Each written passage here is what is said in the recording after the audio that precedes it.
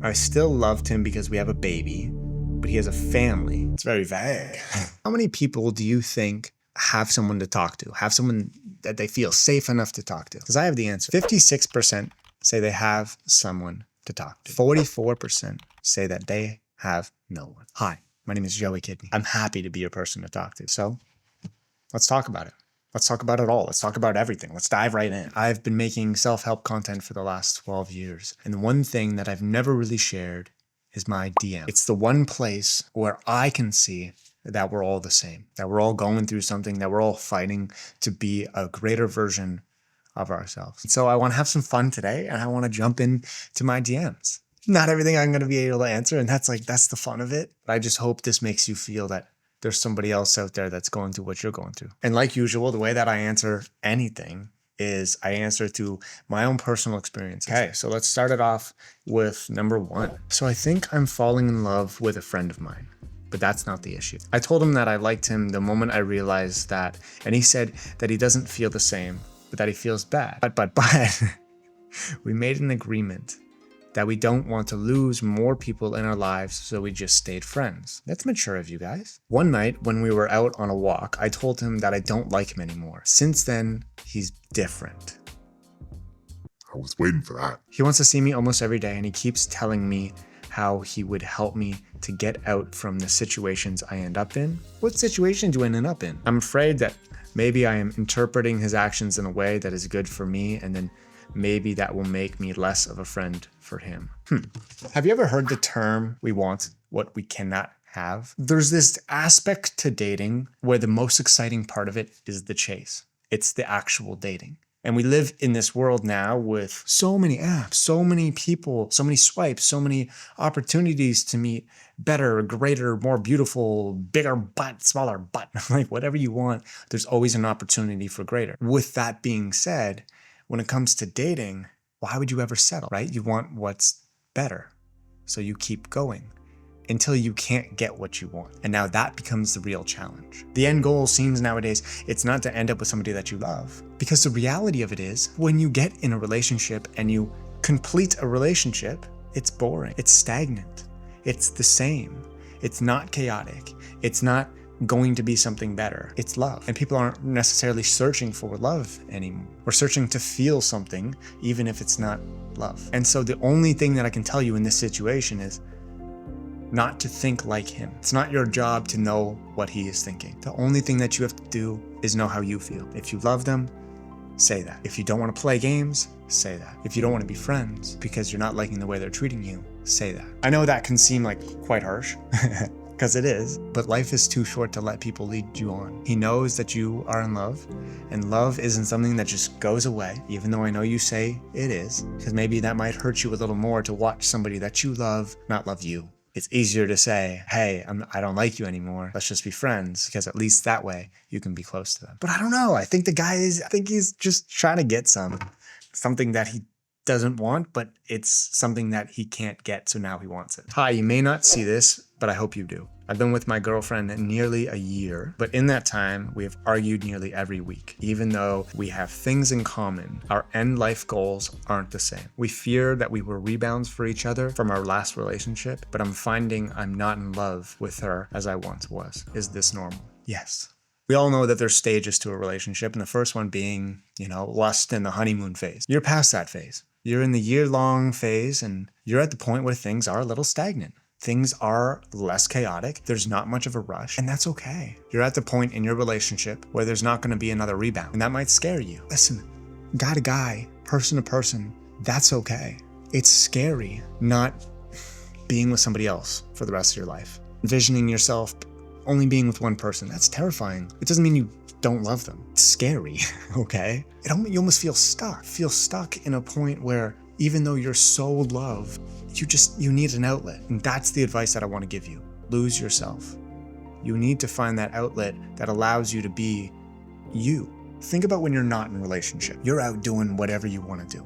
You're out being yourself. Maybe you're drinking and saying jokes with your guys. Maybe you're out playing sports and hustling and running hard and lifting heavy weights. And that's just not something that your partner can do. And that dynamic just isn't there. And that's okay.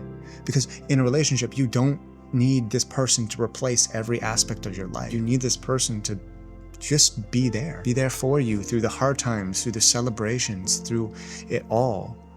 But they're not there to replace your friends. They're not there to replace your special moments and the things that you love. There's gonna be times where you argue every week, and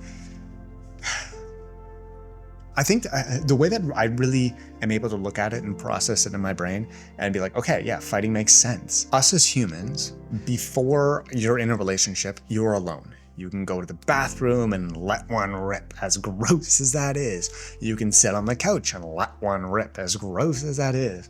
You can stay up all night playing video games. You can go to bed at whatever time you want. You can eat whatever, you can cook whatever, you can order in whatever. Now there's always a conversation. So what happens when there's always a conversation? There's more opportunity for an argument or a negotiation. When, as before, you didn't have anybody to ask. There was nobody else to fight with. There was nobody else to argue with. There was nobody else to pose a different question. And hey, that's just the reality of it, right? Like, that's just you. And now you're with someone. I want to remind you that you're with someone that you love, even if it's not the same love that it once was. And let's be honest, why would you want it to be?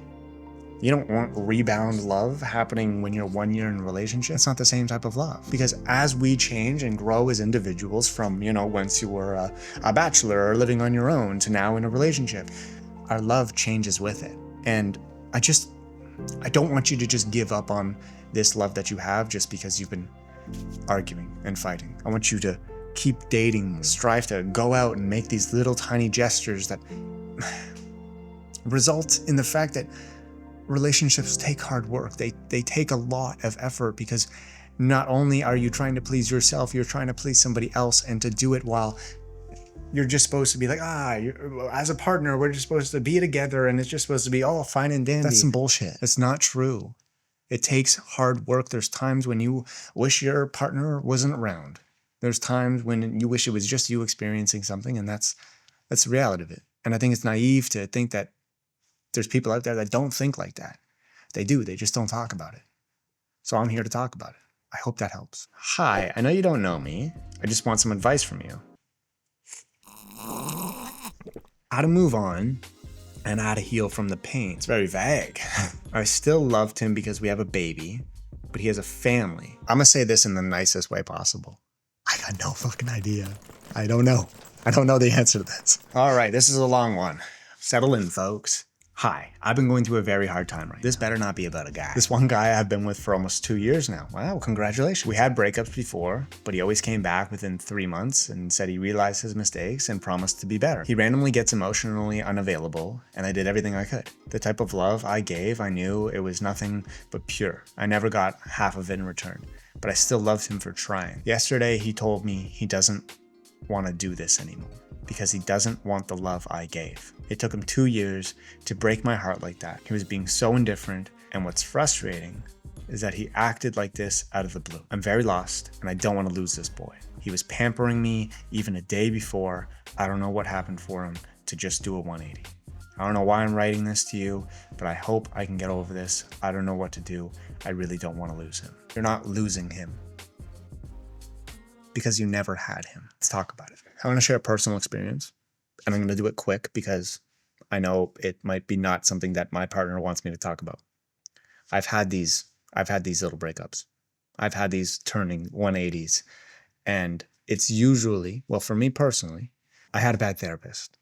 They convinced me that all my stressors in my life was due to my relationship and that I should end it. And I made that decision. And not even within a day, I switched back. Now, I'm not saying that's right. But what I'm saying here is there's a lot of people in everyone's ear. I don't want you to ever think that just because you're the only one talking to your partner, there's a mom, there's a dad, there's a brother, there's a sister, there's a best friend, there's another girl that he's talking to online. There are so many different aspects, so many different thoughts, so many different feelings. I think guys are really, really emotional, but their emotions come in sporadic ways, and they're usually really quick. There's these times when we think we know what we want, and then it doesn't go our way, and we get really sad. We think it's almost easier to destroy our life and to hurt others because we don't deserve any love, that we don't deserve anything. Now, I'm not vouching for your boy here, but when I say that you never had him, because you said that he hasn't treated you with the same love that you've given him, not even half of it. He never had you. He never I don't want to say that. I don't want to say he never loved you. You deserve so much more. And I'm not saying that this guy is not the more. Very well could be. If it does work out, that's amazing. But I really want you to ask yourself is, if I deserve more, what does more look like? Are they giving that to me right now? And if they aren't, which he's not, I think you have your answer. I don't think it's about losing him or worrying that you're losing him, because he never gave you any of him. He gave you portion. And people hand out certain portions to certain people because they're so scared to get hurt. They're so scared to go all in with one person that they hand out to everyone. And that leaves them more draining, more incapable of loving, because they can't love everyone. You may just be one piece of their handouts. And I personally think you deserve better. I said it here first, folks. And this is the last one. How do you do it? It's been a month and I did all that yours and other videos said. I tried distracting myself. I tried accepting it's over, accepting my feelings. It's been a month, dude. You haven't done any of those. I still think about her and wonder what wasn't enough. I don't get it. How do I forget someone who I cared for so much, who was such an important part of my daily routine? I feel less of a man, and each time before it was the other person cheating on me, I had something to hate them for. Her I can't hate or figure out why the feelings change. It is not your job to understand someone else's feeling. It is only your job to listen and to feel. Sorry, there's a bug. Oh my God. What is that? A wasp? This is the last question. I think I want to answer it in like an unfiltered way. A month is never enough time. That's not enough time. That's not enough time to forget somebody. That's not enough time to accept that somebody hurt you. That's not enough time to accept that there's a breakup and get over it and find things to distract yourself. That's just not enough time. You're in like phase 1 of, why is it me? Why'd you do this to me? Why am I so hurt? Breakups, love, moving on, finding yourself again, all takes time. And if you rush it, you will only hurt more. But I'm not going to just say you're not doing it right and then leave you hanging. If I was to give you just like any advice, it's just feel it, dude. Feel yourself, feel your feeling. You're jumping around the idea that you don't have any feelings and it's all about them. This needs to be all about you. Make it all about you. You deserve to have your own feelings around the whole thing. It's not just, oh my God, I can't believe they did this to me. You're thinking about them. You're thinking about why did they do this? I'm not saying to ask yourself, why did this happen to me? Right? No. I want you to ask yourself, why do I feel this way? What do I feel like? Ask all the internal questions. Cry about it, laugh about it, fucking throw a glass at the friggin' wall. Be mad, but don't slide in my DMs after a month and say like, I did everything, because you didn't. You didn't even complete phase 1, which is feel your feelings. I'm mad. But I'm mad in the best way possible. I'm mad because this is exactly what I wanted to show in this video, is that you watching, you're not alone. I'm not alone. I've been through all of this, and that's why I can explain and give advice on this through my own experiences on all of these. I guess a lot today were breakups. So if you have a question, they can go in a DM. They can go in my DMs. That's okay. I will not answer them. I may talk about it in a video. But thank you very much for watching. And if you enjoyed it, leave a like, subscribe, and leave a comment, because I want to know if you guys want to see these in the future. I kind of liked how it was kind of like just chill, no script, nothing. Also, going back to the other one, how to move on. I still love him because we have a baby. But he has a family? The question is just how. And I guess it's because, how do you start a new family? Oh gosh, that's sad. I don't know. If you enjoyed hearing these stories, or if you have like kind of a messed up one, or a story that's a little crazy for a video, send it my way. And if you want any advice on it, or a different perspective, and you're okay with me sharing it to the world, even if it's anonymously. And then on the other side, if you would like to give any advice on the things that I brought up today, leave it in the comments below. And I'm super intrigued to hear what you guys have to say. And I'll talk to you guys next time.